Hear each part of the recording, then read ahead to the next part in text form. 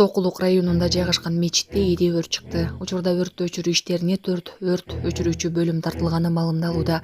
Кырсык тууралуу маалымат түшөр менен тиешелүү кызматтар окуя болгон жерге жөнөтүлүп, өрттү тез арада көзөмөлгө алуу аракети көрүлүүдө. Өрттүн келип чыгуу себептери азырынча белгисиз.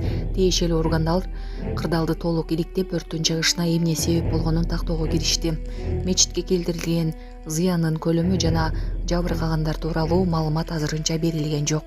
Жана башка жаңылыктар түрмөгү видеого лайк басып, Манас ТВ каналга катталып, акыркы жаңылыктардан кабардар болуп туруңуз.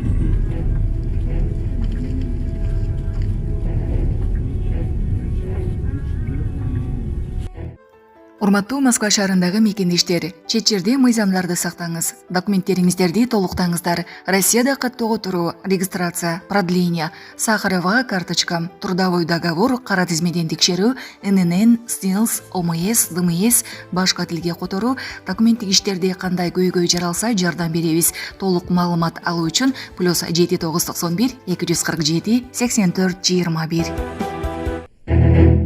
Оорулуу балдарга жардам деп элди алдап акча чогулткан аял кармалды.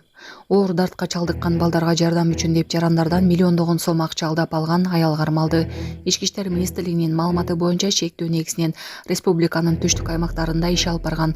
Ал ооруган балдардын тууганы катары же ыктыярчы катары өзүн көрсөтүп акча жыйнаган. Милиция кармалган аял ар кандай айла амалдарды колдонуп адамдардын ынандырганын белгиледи.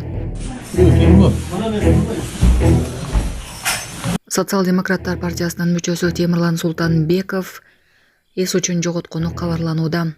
Жана тез жардам кызматы чакырылганы кабарланды. Азырынча окуянын чоо жайы белгисиз, кененирээк маалымат беребиз.